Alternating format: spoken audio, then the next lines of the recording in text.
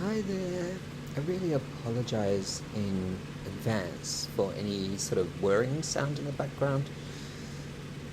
I don't have any air conditioning in this abode, and as such, in summer it gets quite hot, it gets quite humid.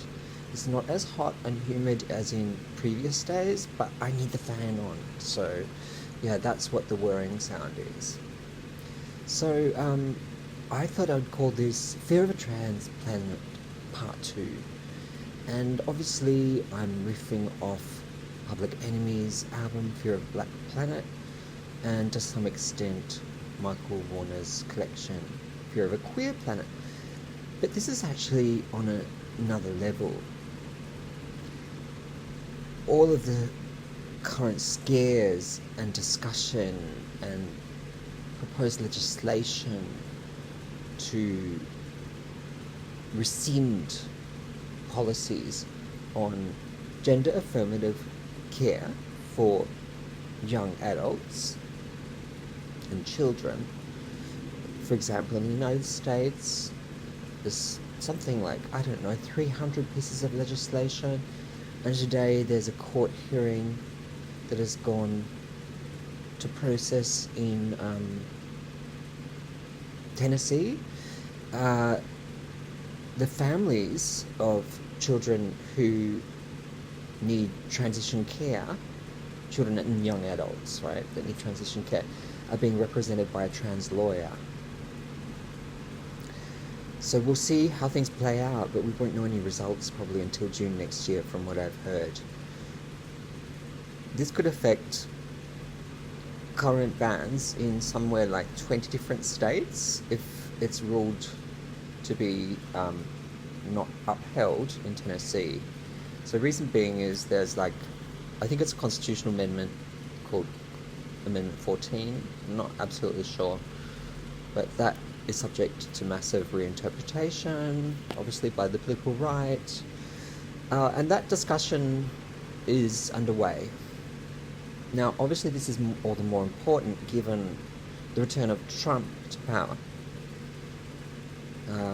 which will happen early next year, but we've already got signs of his intentions and his maneuvers around this and people who are allied with him politically. But I won't go into that. I want to talk about fear of a transplant. So I want to get outside the United States because I'm not in the United States, and I want to ponder about what effect this politics is having as it's happening elsewhere. So there is no exception to the Anglophone, Anglosphere phobic discourses. The only one I could say is here in the colonized world. And that would be in any parts of the world that have been colonized by the United Kingdom, the former empire, or that have been manipulated and westernized by the United States.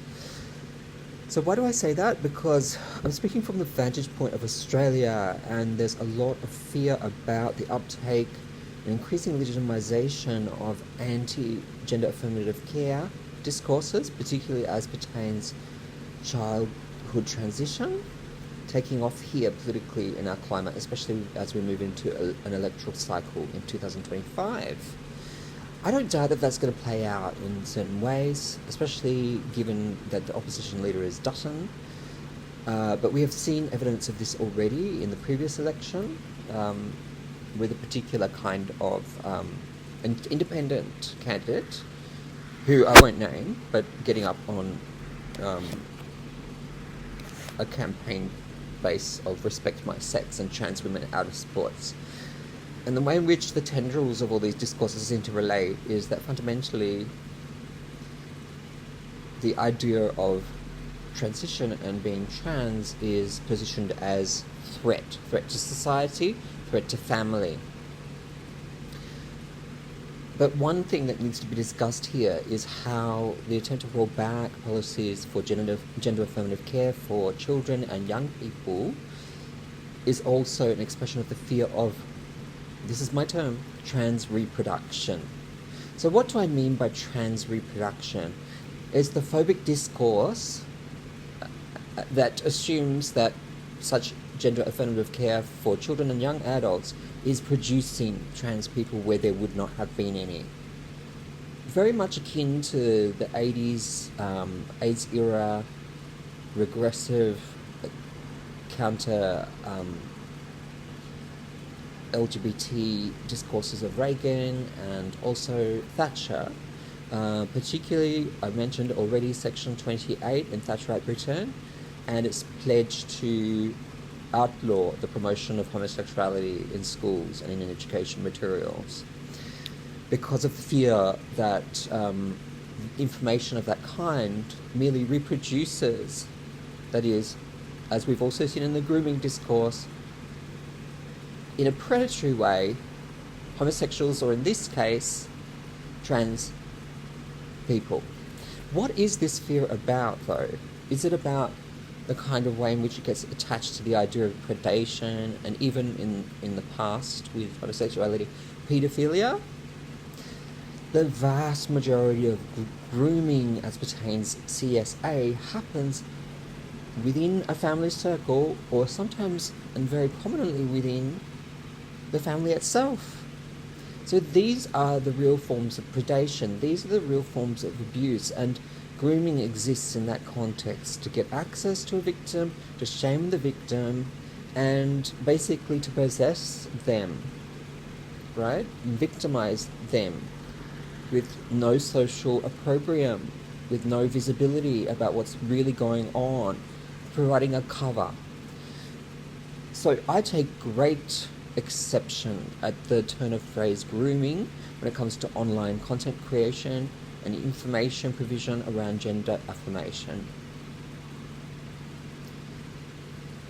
It must be intervened in, but we must also understand its basis in this fear of trans reproduction, that there are more and more people becoming trans, that children are being quote-unquote interfered with this way, and that would then have an upstream effect in terms of human, that is, Western civilization, because of course human is always coded as Western. So uprooting that fear of a trans planet as it travels, because the civilizational norm and the terms of family and society and the idea of a healthy national body are very much attached to this notion of the reproduction, including through obviously domestic labour, women's feminized labour, of a subject, an ideal gendered subject, which is cis and heteronormative by and large, and the trans subject, the gender affirmative subject, represents the spectral threat to the idea of the reproduction of civilization, of normative society as a whole, of patriarchal power, of men and women, of whiteness as well, right? And bourgeois ascendancy within capitalism, preparing people to become productive workers for the heteronormative capitalist order, maintaining the sex segregation system, and also the flow-through effects that has on racial capitalism as well. The forms of hegemony represented by the elevation of nuclear family norms, of conservative gender essentialist ideas, father knows best, the trans and the homosexual predator.